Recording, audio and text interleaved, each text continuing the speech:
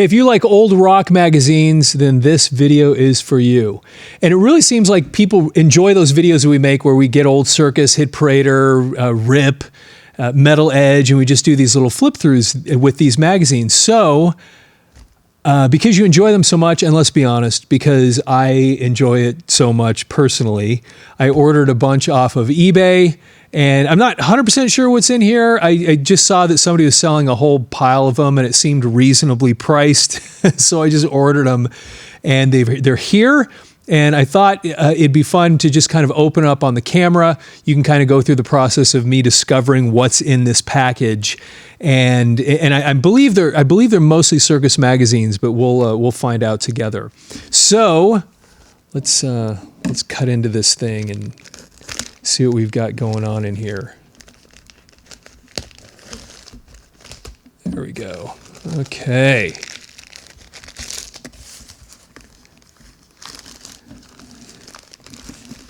All right, so they've got these in this, and do not freeze, by the way. Not supposed to freeze, supposed to store these magazines at room temperature, it appears.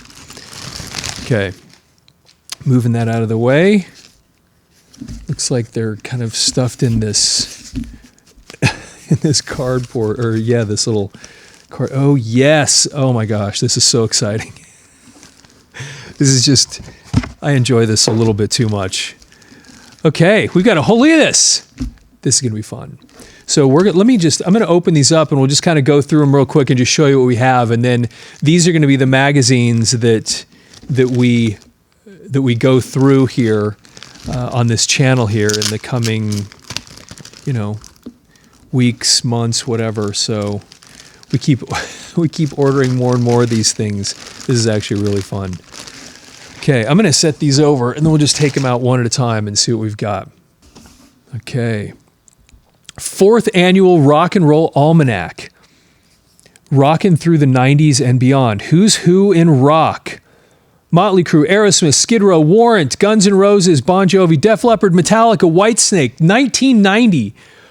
This is so interesting because this was that time period just right before grunge came in and just kind of just took over everything. So this can be really interesting to read through this. The Vince Neil, Sebastian Bach, of course Steven Tyler. Oh my gosh, Jani Lane. Do you remember how big Warrant was? They were so, and they had some pretty good stuff. They actually had some decent music. Let's see here. Then you had Guns N' Roses. There's Axl Rose. Look at the rest of these under Kiss, Faster Pussycat, L.A. Guns, Cinderella, Great White. I mean, just look at this list. Don Dokken and George Lynch listed separately. Then down here, classic metal, blues. Wow, this is really interesting. Okay, this is going to be a really fun one to go through.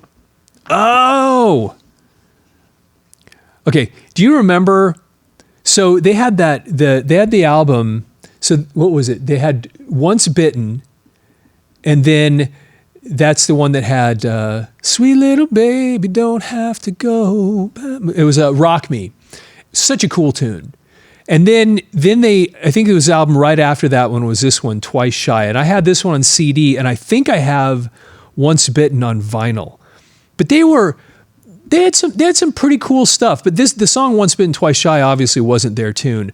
But I ended up seeing them a few years later in what it would have been sometime in the late 90s. It was really interesting because it was Rat, Poison, LA Guns, Great White. Seemed like there was somebody else with them too.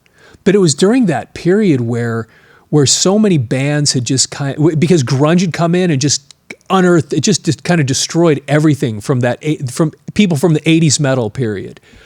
And so you had to get Rat and Poison, and Great White all together to just get a couple of thousand people at that point. It was so crazy at that period. Anyway, but I saw them, it would have been sometime in there, probably late 90s sometime. Okay, that one's going to be super fun to look through. All right, what's next? Our 1990 Hall of Fame Award. This is April 30th, 1990, rocking through the 90s and beyond. I wonder, these might all be 1990 magazines. Oh, okay, that's going to make this that's actually going to make this really interesting because, again, this was that period right before everything changed.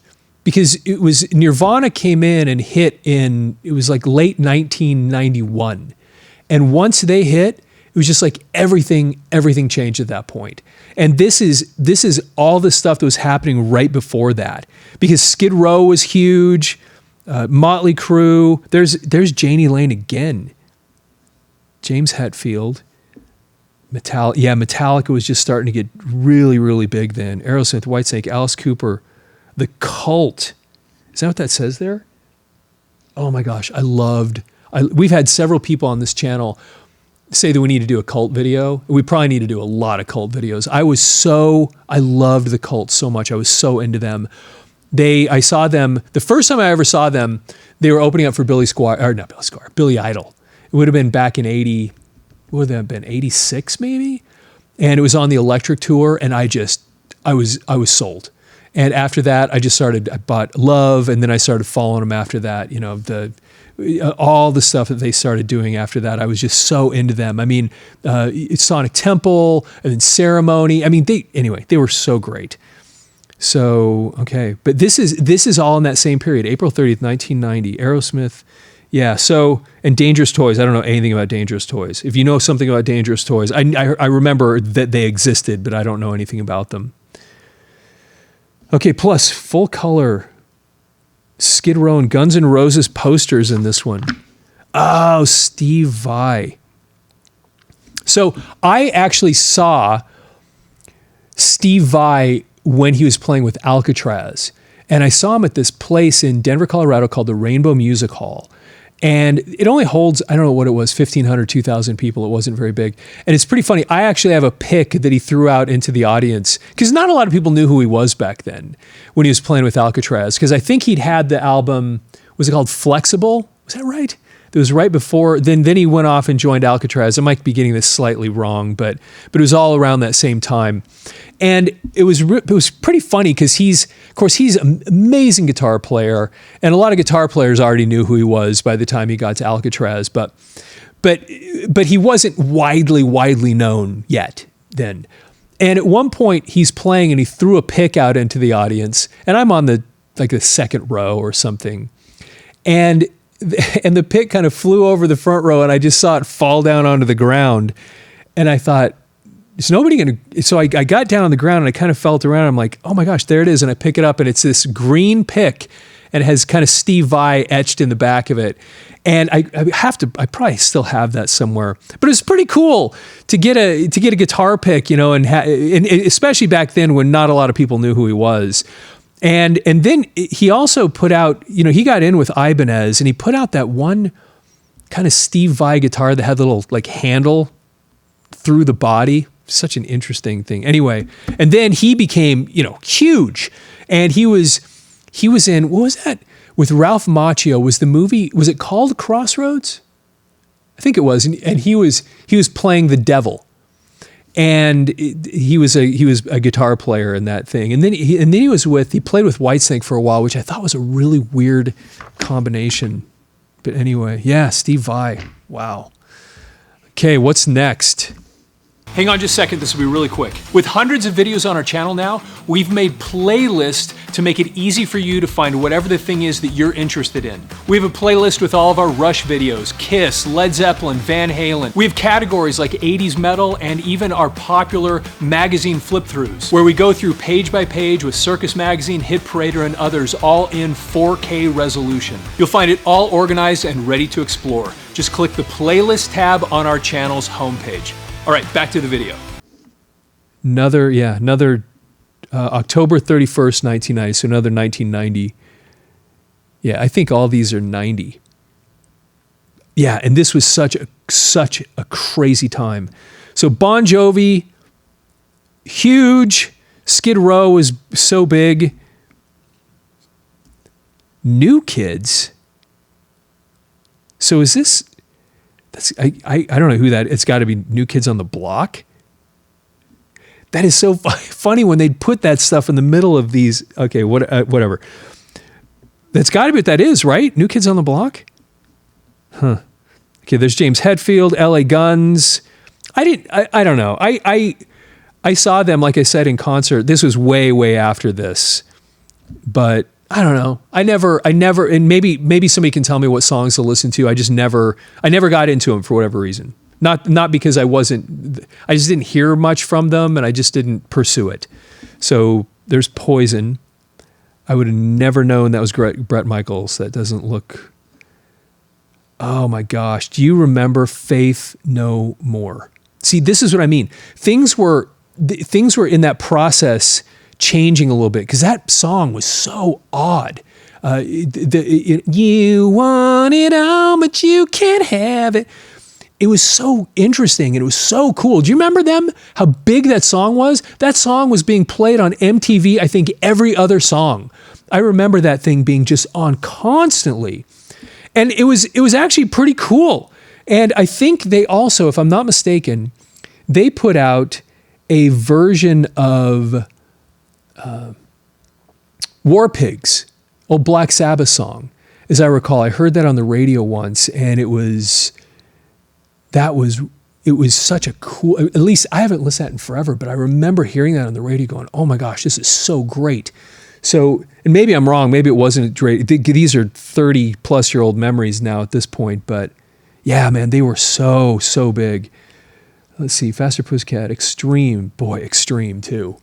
Back then when they had More Than Words, and also, do you remember that? I think what MTV was doing at that point is they were rotating Extreme and Faith No More just every other song. I mean, they were all over the place. So there's Slaughter. I saw them opening up for Ozzy on the No More Tours tour. And do you know who played first on that? Do you remember Ugly Kid Joe? They played, it was Ugly Kid Joe, Slaughter, and Ozzy. Ugly Kid Joe. Do you remember them? I remember they were actually, as I recall, they were actually pretty good. Like they were a solid, fun, crazy band. But then they had like one hit, kind of came and went, just gone that fast. So anyway, really interesting. So the Slaughter, then you have Kiss. Anyway, they were interesting watching them through that whole period. And that's Kip Winger. Okay. All right, cool. And then House of Lords. They took a full back page ad for House of Lords. Okay, so I'll be honest. I know almost nothing about House of Lords. The only thing that I remember about them, and I believe this right here, is Gregg Giuffria. Because Gregg Giuffria in the 70s had been in a band called Angel. And then he created his own solo, it wasn't really a solo band, but he just called the band Giuffria after his last name. And they had one song that everybody said kind of sounded like Journey, and I think it was called Call to the Heart. And I call to your heart, baby, call to your hallelujah. Anyway, I saw them open up for Deep Purple on their Perfect Strangers tour. So anyway, so he had that, and I think they put out maybe 2 albums. The first one, I bought both. I bought 2 of them. Maybe they had more, and I just don't know about it. And the first one was okay. The second one, I think I listened to it once and never put it back on. The Giuffria, that is. And then they went off and made this band House of Lords, and I know almost nothing about them other than the Gregg Giuffria connection. And in Giuffria, he also had Craig Goldie was the guitar player. And then, of course, Gregg Giuffria came here, and then Craig Goldie went and joined Dio, replacing Vivian Campbell. So, but if anybody knows about them, what I should be listening to, what songs are good, just tell me. That'd be interesting, because like I said, I know very, very little about House of Lords, other than I just know of them and kind of who they were. Okay, this is our heavy metal handbook. Rocking through the 90s and beyond. This one's May 31st, 1990. It's my dad's birthday. Heavy Metal Thunder. Complete exclusive. Skid Row, Mötley Crüe, Warrant, Guns N' Roses, Poison, and this one has Tesla. These are like identical to the last magazine, The People. Mostly there's Sebastian Bach, Vince Neil, Jani Lane again, Axl Rose, because it's amazing. Guns N' Roses was so big. They were so famous. It's incredible. It's what's amazing to me is how they managed to, first of all, how they managed to still be enormous. Because they didn't put out that much stuff. They only had a few releases. And then they just kind of, dissipated and dissolved. And then what is it? 30 some odd years later, they could still get together and fill up an arena, maybe a stadium, which is crazy to think about. And also what's fascinating as we're talking about this time period in 1990, because this is just a few months before Facelift? Alice in Chains' Facelift came out in 1990. And then it was the following year when Nevermind came out by Nirvana and Badmotorfinger from Soundgarden. And I mean, once those things were out, it was like all these bands just gone, just erased. But what's fascinating though is who wasn't erased. Because there were two bands, and maybe there are more, and it's be an interesting discussion to have, but when grunge came in, and all these bands like Warrant and Skid Row and others just couldn't get butts in seats anymore because everybody had moved on to this new sound, Nirvana and Soundgarden and Pearl Jam, and they replaced everybody in hard rock. It was crazy how that all happened. But Metallica didn't seem to miss a step. And neither did Guns N' Roses through that whole period. And what's interesting is when you look back at when Guns N' Roses first hit, it was almost like that should have been a shot over the bow. Like as soon as we saw them hit and become famous, because they kind of rejected all the 80s stuff that was going on. They were the anti-80s in some ways. I mean the way Slash there was no Jackson. He was playing a Les Paul, hair down in his face. There was no hairspray other than Axl in the one video, but he's got that top hat, and they just had a totally different attitude. And then Metallica, same thing. They just were who they were. They did not get involved in all the makeup and all the other stuff. They just had this whole thing. And then, so it almost shouldn't surprise us that when grunge came in, the two bands that kind of survived were Metallica and Guns N' Roses. And if I'm missing something, I'd love to get your commentary on this, because I've had this conversation with people before, but it's so fascinating how things changed so dramatically. And yet there were a couple of these bands that were in that hard rock heavy metal world, Guns N' Roses was one of them, that just somehow pushed through and survived that big change that happened. So anyway, let's see here. So Poison, Tesla. I actually saw Tesla opening up it was Def Leppard when they did that In the Round thing. Aerosmith, Bonham. Do you remember Bonham? Oh man, they had that one.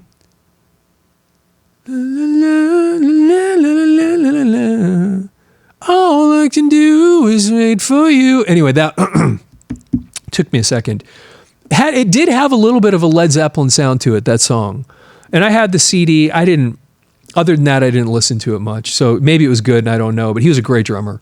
Brittany Fox, I know nothing about. Metallica, of course, Cinderella. We did a video on Cinderella not long ago.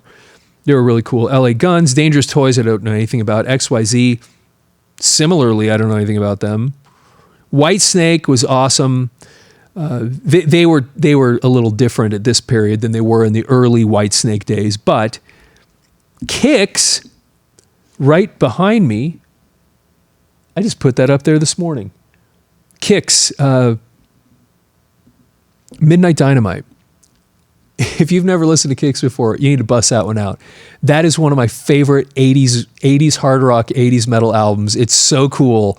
I bought that. It was one of those albums I went to the record store and I looked at it and I just bought it just because it looked kind of like, I don't know, maybe this will be good. And I was blown away how much I loved it. It's a really, really cool, fun album. So anyway, Kix. White Lion, kind of remember them. Okay, this is a game. Nintendo. This is a game. It's got to be a video game. Did any of you ever play Solstice, The Quest for the Staff of Demnos? Official Nintendo seal of quality. And you can get a free ImageSoft newsletter just right here. Well, this person's got a bass guitar right here. Looks almost like is that a BC Rich maybe? I don't know. Is this is this Demnos? Do we have to get this person's staff sitting on this throne? I don't know anything. I know nothing about this, but this must be the gameplay right there. That is so fascinating. A video game on the back of a Circus Magazine. I don't remember that happening. That's really cool. Does anybody know about this? I've never played this. That's pretty interesting. They'd be advertised. Well, it's not unusual they'd be in, because you would imagine that the age of the people that would be playing a video game would be Circus Magazine readers. At this time, I don't remember a lot of advertising for video games. Today, it's everywhere, obviously. I mean, it's a big deal. But back then, I just don't remember. That's very interesting. They advertise that there. Huh. All right. Okay, what's next? This is so exciting. Okay, this one has 2 giant color metal posters, 22 heavy metal pinups, rocking through the 1990s and beyond. They must have put this little banner on everything in 1990. I don't think I bought a single Circus Magazine in 1990. So Slaughter, again, they were such a big deal, and they had so many cool songs. They actually had a lot of good stuff. And they were a spin-off from Vinnie Vincent's band. I'm sure all of you know that, but it's so interesting how that all worked out. There's Tesla again. This would have so when Tesla hit, and they had the song. I think the album was called Mechanical Resonance. I've got it in the collection. I bought it. I remember hearing Modern Day Cowboy, and I love the song. And I bought the album, and I don't know. I can't say that I loved the rest of the album, but it was okay. And then it would have been right around this time they did that. It was that thing where they were playing acoustic. Do you remember that? It was, and I might be getting this wrong, but it was they called it something like 5-man acoustical band. Was that Tesla? I think it was. And they did the song Signs, which is not their song. It's an old cover, but sign everywhere, the sign talking. For a lot of us, that was the first time we'd ever heard that song. And that was so popular. I mean, that just solidified them where they'd been popular before, but there was something about that different energy that they brought to the table. And then they just kind of became notorious. And I think that would have been back in 1990 when they did that. So anyway, do you remember that when that came out? That was really interesting. Metal's Hottest Heroes. Skid Row, there's more Sebastian Bach. Mötley Crüe. Faster Pussycat. I can't speak intelligently about Faster Pussycat. I remember them. I remember hearing about them all the time, but I never bought anything. So what do you remember about Faster Pussycat if you listened to them? And is that a band that we need to have vinyl here and talk about at some point? Maybe. I like I said, there's a lot of stuff I don't know much about, and that's one of them. There's more Guns N' Roses. There's Axl. Man, they were big at that point. There's more Warrant. So I saw, I don't know if I mentioned this already, I saw a version of Warrant. This would have been, as we were talking about this time period when everything changed, I saw a version of Warrant. It was a few years later, after this. It would have been in the late 90s. And Jamie St. James was singing for them. And I went and saw them play. And I remember this kind of puts a fine point on how these bands had just kind of been pushed out of the way. I saw them like at a bar. Jamie St. James was singing. And I don't think there were 30 people there to see these guys. And it was so amazing because they had been so popular. And here we were just a few years later, and they can't even, and they had a new singer, of course, but they couldn't really even fill up this bar. And which was terrible for them, but it was fun for me because I get to go stand right up next to the stage, which is 6 inches off the ground, and just kind of take it in. It was pretty cool. And with Jamie St. James in the band, they played an old Black and Blue song, which was "Hold On to 18," which is one of the great '80s anthems, Black and Blue, and that was just like a religious experience for me because I loved Black and Blue so much. And there I was 5 feet from Jamie St. James with him singing that tune. It was really cool. But again, they were probably driving in some minivan town to town outside hauling their own gear. I mean, it had gotten so bad. Anyway, so Babylon AD, I don't know a lot about. I think Gary might know about them, but I don't know much. Slayer, of course, they became legends. Dangerous Toys, I don't know really much about them. Law and Order, Trickster, Bango Tango. Oh my gosh. So a couple days ago, somebody on one of our videos said, you need to do something on Bango Tango. And I thought, Bango Tango? And I remembered the name and I thought, so I got on YouTube and I started looking up their music, and I got to be honest, I don't like the guy's voice. It just kind of, I don't know. It's really abrasive, but the music was kind of cool. Actually, I didn't mind it. So anyway, maybe we'll track something down because somebody suggested it. And by the way, if you've watched this channel much, you'll know that we've done a lot of things that people have recommended. So we'll order records and things to do this if you're interested in something. I can't guarantee we'll do it, but we have done a lot of videos on people's recommendations, and so we'd love to hear that stuff. So here they are, Bango Tango. Thinking about them 2 days ago. Metallica, of course, Pretty Boy Floyd. I don't know anything about them, and then there's LA Guns. And this was then when Bruce was doing the Tattooed Millionaire. So, okay, Bruce Dickinson, of course, Iron Maiden. If you haven't read his book, What Does This Button Do? You should, especially if you're into Bruce Dickinson or Iron Maiden. That he narrates it, the audiobook himself. So I wouldn't recommend reading. I mean, I don't know, get the book if you want to, the hard copy, but I listened to it, and it's so not only interesting, but thoroughly entertaining, because Bruce Dickinson is just, he's an entertaining guy.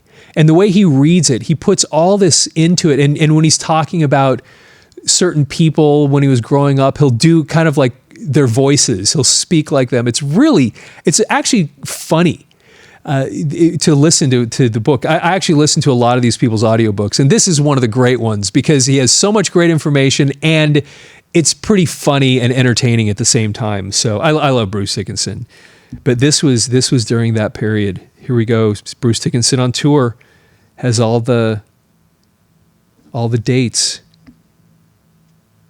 Wow, how interesting. Wow, this is so much fun. Okay, let's do another one here.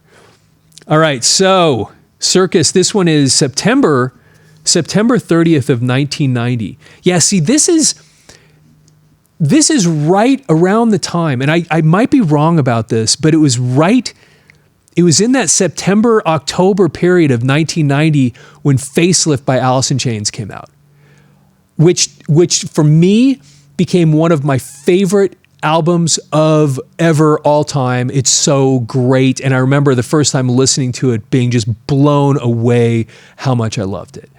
And by then I'm buying CDs. So I don't have the vinyl of these things, which makes me kind of sad.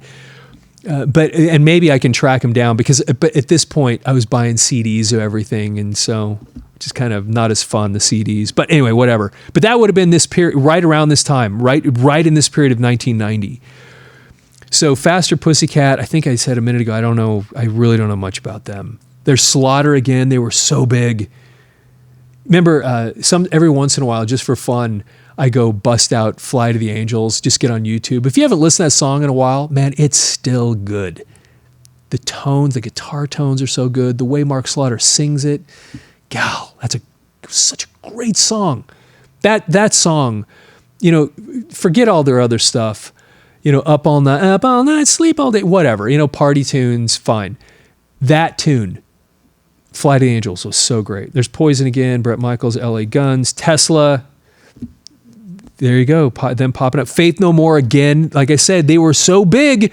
That song, let's see here.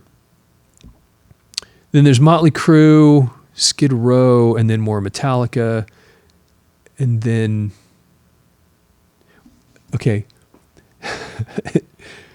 Can you see this in that camera? New Kids on the Block. I mean, okay, what is the head? New Kids on the Block, the Headbanger's Guide, Believe It or Not. That I find hilarious. New Kids on the Block in the middle of anyway, okay, when we go back and go through this magazine, this might be one of the first ones we do out of this mix for that very reason, because I'm so curious. Oh, and here's Lita Ford down here, covered up by the mailing label. So let's see here. Sleaze Bees, I don't know anything. I don't know what that is. Scorpions, yes. Billy Idol, love Billy Idol. Vixen, Johnny Crash. I don't know what that means. Okay, let's flip this over on the back. Oh my gosh, Trickster. Do you remember Trickster? Okay, this goes along with everything we were talking about a few minutes ago. Because I think they hit weren't they just hitting in 1990? And they were good. I mean, okay. Give it to me good. Give it to me good. That thing was getting played on MTV all the time. And I think here, oh, look at this. There's like they were a bunch of pretty, they were good looking dudes, you know, young guys, Steve, Pete, Mark, and PJ. I think these guys suffered from, a lot of us were just tired of all of it. Like the 80s, because this was kind of like 80s, just continuing on. Just the party music, the whatever, I don't know what it was, but I know for me when I heard them, I was like looking at them going, this is catchy and it's okay, and why don't I care? And I felt that way about them. They were good, because they were actually, you know, they were pretty good. They were good players, and they were kind of a fun party band, just fun music. I never bought anything. A shot to the body, straight to the heart. But this, I think they were hitting right around this time, and they were on MTV all the time, and then grunge, and they were just like too late. If they'd hit a few years earlier, they'd have probably had, and correct me if I'm wrong, maybe Trickster was out after grunge hit and they were filling stadiums and I just was not aware that they were doing that, but I don't think they were. And like I said, he's playing one of those Kramers too. And maybe I just but it seems like they were one of those bands that just got in too late. Because they come in, they start getting big, and then Nirvana. Alice, these other bands hit, and then none of these guys had a chance after that, except for what we talked about. I would love to get your feedback on this. Matter of fact, put some stuff down in the notes about your thoughts about that time period, what happened. Because the music that came out was actually great. I mean, I loved Soundgarden. I love them. And Alice in Chains, I love those guys. I thought they were so great. And it was funny because, like I said a minute ago, when they hit, for me, it was almost like a welcome relief because the 80s stuff had gotten so tired. And that's the way I felt about these guys. And I didn't realize how much I felt that way until I heard Alice in Chains. And all of a sudden I'm like, oh my gosh, music. And which is sad because so many of these bands got caught up in that. Like Rat, for example. I mean, they were on top of the world and then they were nobody. And it's sad because I kind of lost interest in them at the time. And now I look back at them and I listen to them and I go, man, I loved Rat. And yet the excess had gotten so much that when that grunge hit, there were obviously a lot more people like me than just me. There must have been millions of us around the world that were like, enough, you know? And then when these grunge bands hit, it just felt like like real again for somehow. Does that make sense? It's got to make sense to somebody out there because millions of people felt it. And when I look at Trickster, they were just an example of a band that just kind of they were just too late, it seems.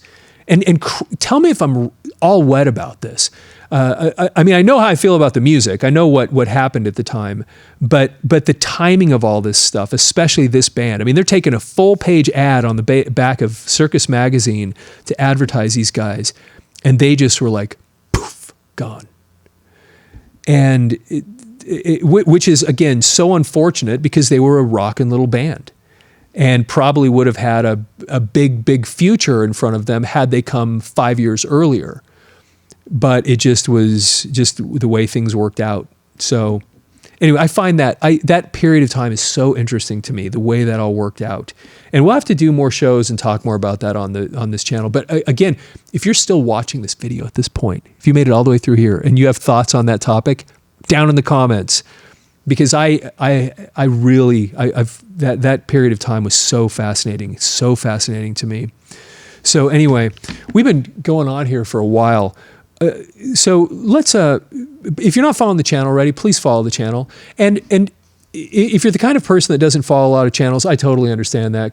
But one of the things that would really help us, because we're going to be doing a lot of cool stuff on this channel going forward, and it helps us to have that number, because I'm trying to get a few other people involved, because I've got to hire we're going to start doing a live show sometime in the relatively near future. I've got to hire somebody to run the board while we're doing the live show.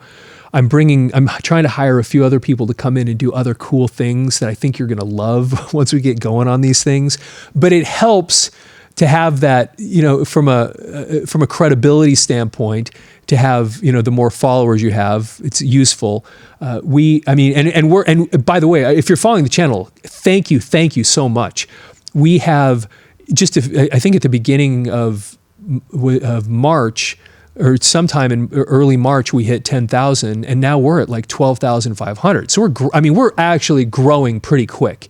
And again, if you're following the channel, I thank you so much, because it's that stuff that's helping us make a few other things happen behind the scenes that we're going to start doing here in the next few weeks. We're getting our schedule together. We're actually going to have a schedule. That's the plan, where you're going to know day and time, when we're going to do the magazine read-throughs, when we're going to be doing the live show. And I've got actually new segments. We've actually recorded a couple already that I'm so pumped about, and we're going to just tell you, we're going to have a schedule. It's going to be this time on certain days, certain things are going to come out. And rather than right now where we're just kind of like, here's a video. And it's going to be specific things on certain topics, certain things, so you'll know what to expect and when it's going to happen. And I think it's going to be really cool. So anyway, but having more and more followers helps us just build and grow. Again, by getting people, build and grow credibility.